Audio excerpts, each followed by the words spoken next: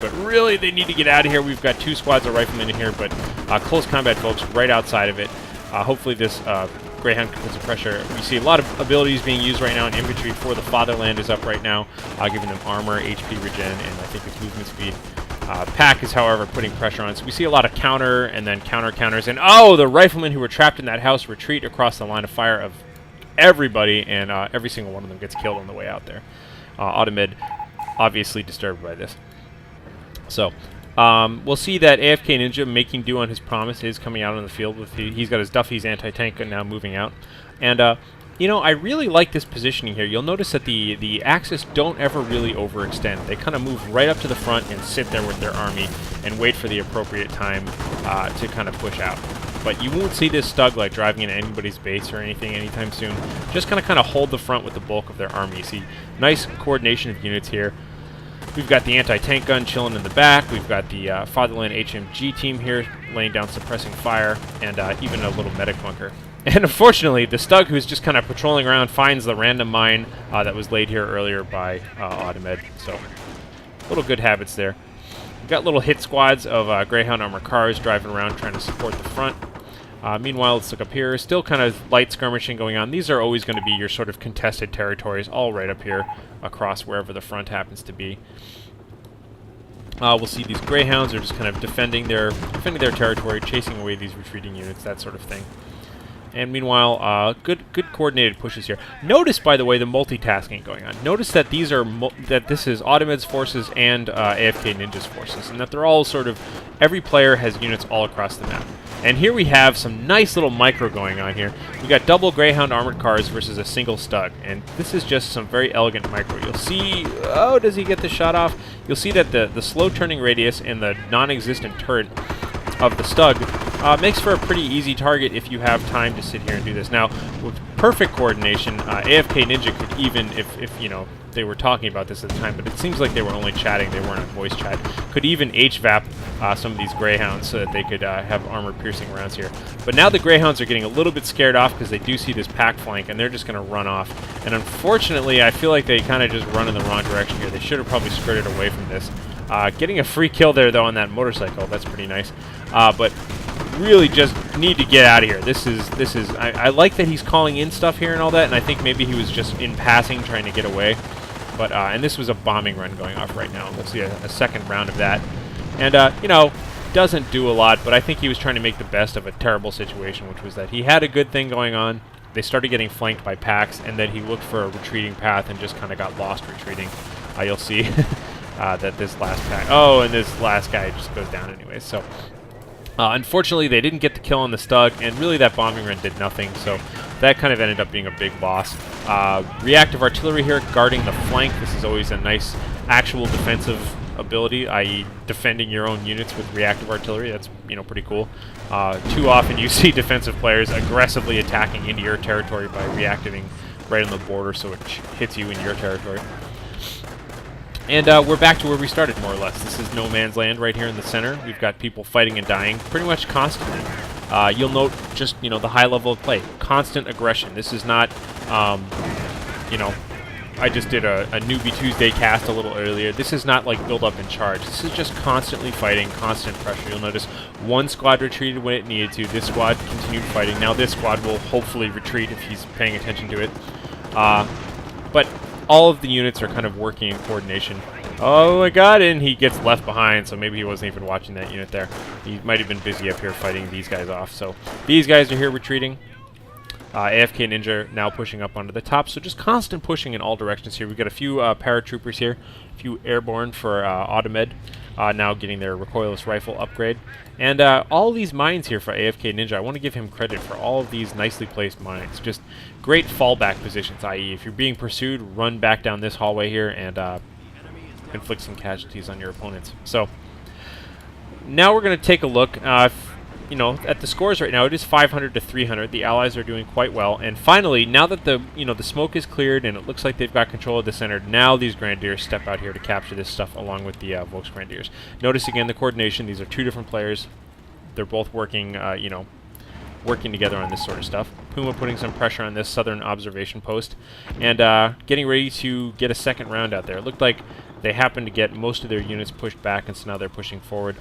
Using the airborne supply drop weapons and that sort of thing, Audemed now has a pretty good support team. He's got double mortar teams and a machine gun up here. Meanwhile, AFKNinja's Wilson's rifleman taking off. And we'll see just a little capping going on up here in the north. All that looks pretty good. And single Sherman tank coming out for AFKNinja. It does have increased or decreased damage received by 10% army item. So trying to take a snapshot of these army items whenever I can. By the way, AFKNinja also had all of the usual rifleman upgrades: armor, sight range, accuracy, that sort of thing. You see these snipers, by the way, I haven't really drawn attention to them yet, but they're doing a pretty good job just kind of hanging out here in the middle of no man's land and just picking off riflemen. It doesn't seem like a lot, but if they're constantly attacking... Here we come for another bombing run, by the way, and we want to see if he's going to get the right angle there. Kaboom! Looks like that got a little bit, completely took out that anti-tank gun, and second wave of bombing run comes by and kills a medic and the rest of that gun. So pretty good use of bombing run there. Just important to get the right sort of angle across the battlefield when you're doing that, and that was perfect. I think a lot of people will probably react to it like it's artillery or something. They'd never really expect a bombing run. Maybe strafing run or something, but... So that's fun. I always like seeing a player choose something like that and do it well. So capping this southern point here, we got some reactive artillery chasing away Audemed's riflemen, and AFKNinja's riflemen up here bouncing some bullets off of this Stug. You'll notice this Stug is Vet 1 now, and that's pretty much going to be the theme for NoluckJim. NoluckJim is just kind of spamming Stugs, and that's about it. Stugs, and he's going to upgrade them through his Kampfkraft Center. And we do have some stormtroopers up here in the north, just kind of ambushing and capping points and that sort of thing. So, just trying to keep an eye on all these players here. But again, notice this positioning here. He's not. He holds the line, and they're okay with the fact that they can't cap this just yet, and they're not going to cap it until they have reason to cap it. You know, a lot of times players are like, "Are you ready to charge?" And it's like, "Well, ready to charge what? What's out there, and when are we ready to attack it?" And I think they're very aware of this. And you'll note that they don't just, you know, suicide. They wait and very deliberately attack.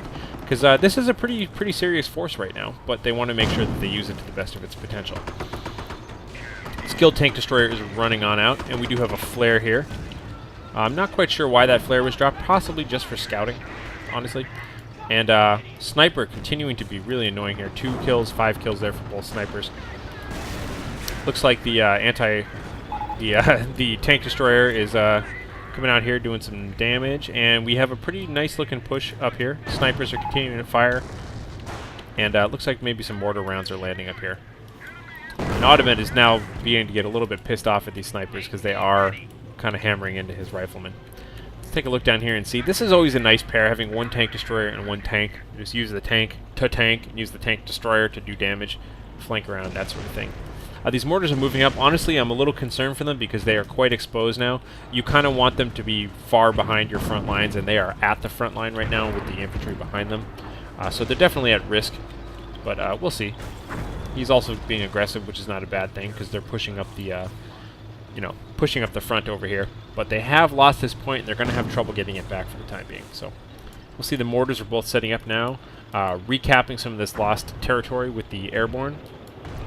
Meanwhile, looks like NoluckJim is up top, along with JellyJelly, the two of them here, just kind of making sure they have control of the top of the map again. And big suicide charge across no man's land here, and it looks like we've got yet another bombing run coming by. Kaboom, kaboom! Look at that, damaging the engine, sticky bombs going off, and a second wave of bombs comes through and completely kills the 88 that was just built there, and leaves this Stug with a burning, completely destroyed engine. So.